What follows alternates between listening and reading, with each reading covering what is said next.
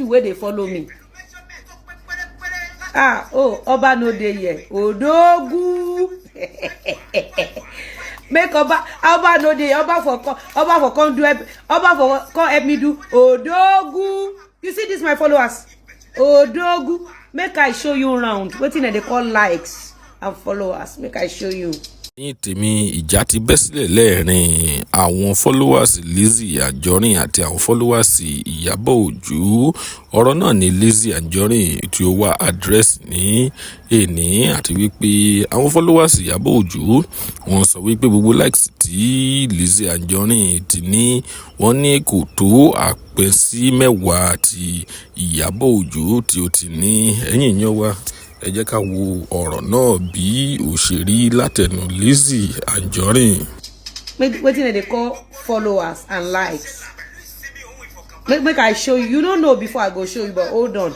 Before I show you wetin they call likes and followers. You don't understand? You wey be say you be auxiliary nurse where you fail, where you buy people allegedly. You can't turn to blackmailer. What is the difference between you and Iyabo Ojo wey put another man's son for mortuary, wey collecting money, they do party part 1 to 100. What is the difference?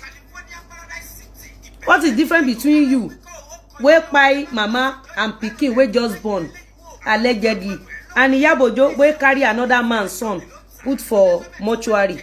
Iyabo Ojo come still dey call the man a bastard father. You don't see where person go carry person dead body son go put for mortuary after making millions of naira. Come they call the papa bastard father. You don't see him before. What is the difference between you and Iyabo? My followers, them be Odogu silencer. I go show you around, make you see Odogu. Low battery. Low battery. Bawo, ewolo tun low battery. Who is here among this thing? Oh yeah, let's inform me low battery. Low so ibobi yoba yi. Followers don't increase for the Facebook. Shebi, no, this is my 4th Facebook now. This Lizzy Anjorin too. You know, say na give them, give me. They don't bring down my 2 million followers. Waiting concern me. If they like, make them, I go open another one. See, I beg my people. I want to show you another thing before we continue.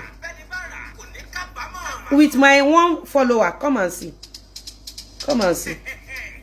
With my single, just a bit na 2 followers, come and see. Shall you see this one? You don't see the picture. You don't see. Now just 2 followers I get on Instagram.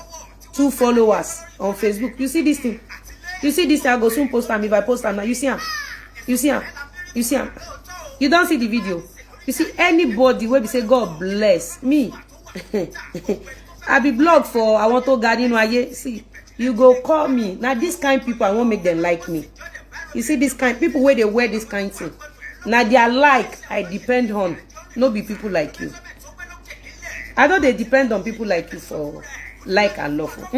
I don't want my followers now this kind of thing. Then they wear. You see her? You see Odogu silence. You see her? You see her? I don't this one. I don't do this design. I don't do this design. See, you don't see where Iyabo Ojo wear all this one with 3 million followers. You don't see where Iyabo Ojo rock this kind of thing. You don't see him. You don't see him. I can't see one comment yesterday. Iyabo Ojo, you can't comment say this post now for Arubo people. Say na designer people they wear Iyabo Ojo because you don't go Dior. Go buy Idata Omode for $10 where you come pack carton.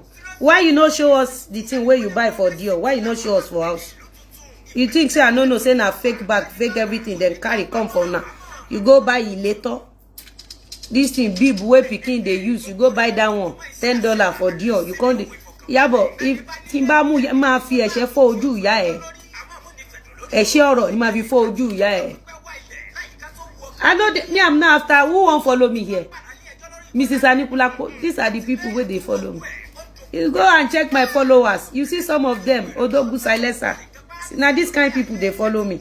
See, come and see these details. See the details. See them. You see the purse. Make I finish. You see the purse, eh? See the purse. See the brooch here. You see this brooch. Check this chest. Check how the brooch match with the clothes. You see how they match am? Come see wetin the see. IYABO OJO with her millions of followers. You know, see this kind of thing wear. See the wedding band. See, you don't see this kind of wedding band before. If IYABO OJO hand touch 1% of this wedding band, she go put am for Vogue. E no go better for you and IYABO OJO. E no go better for una. See, I never post this one. I go post am. I go post am. You see now. You see this set. You see the set where they for my neck. Now people where they follow me. IYABO ní Temu bag. Alo tún wá comment is on that page Milano. Bag tí IYABO OJO ti gbé olórí burúkú tó gbé bag 15,000. Ó ti kúrò ní party táwọn ọmọ Igbo fi sábà guess orí àtẹ lọ́jọ́ yẹn. Ó ní bag. IYABO, since you don't dey work for your life, you never get money buy this kind of purse. For where you won't get that money. Buy this shoe and bag. So may we go back to you, Jare. I dey hear you. Check IYABO OJO like what? I dey come. 3.3 million followers. I dey hear you. Wait. Lizzozo, of all your calling out IYABO OJO, check your followers on TikTok. 353.9 thousand followers. Check on Queen Mother, 3.5 million, 3.3 million followers. Check your likes, 2.5 million likes. Check IYABO OJO like 44 million likes, 42 million likes. 44 million. And IYABO OJO still dey live in rented apartment. IYABO OJO still dey live for rent shop. Hey, 44 million. No, me I know they like 44 million. Now 44 million naira I want to. I know they want 44 million like, you know. Wait, why you won't like me for 44 million? But you no go put naira join. But with the 44 million, IYABO OJO still the rent shop, but she still the rent house. As you see, then gather money, na donation. IYABO OJO, they depends on you. IYABO OJO with that 44 million, then buy phone for her. She no get money to buy phone. IYABO OJO no get money to buy better clothes for neck. He get one lace, 70,000. You don't see him. The lace where IYABO OJO wear, now 70,000 naira. IYABO OJO, the purse where she dey carry now 15,000 naira with that 44 million. So what I'm saying is this. What I'm saying is this, success is not about followers. Success is about your brain, your mind, your fundamental, your foundation in life. You don't understand? That's why you see say IYABO OJO no be actress. IYABO OJO na TikToker, content creator. You don't understand? You go see say na IYABO OJO go put irungbo for mouth. They do rada, they jump from one place, carry mob stick. Have you ever seen IYABO OJO where she dey do advert for her business? She no get business. She no get. Now to destroy people, to forcefully collect ransom or gift from them. You don't understand? That 44 million where IYABO OJO gets, that 44 million likes where you talk. Now the 44 million naira for real life, not before social media. Me I dey deal with. You don't understand? IYABO OJO, if they rate IYABO OJO, IYABO OJO no reach the mosquito or cockroach where dey my house. I dey tell you.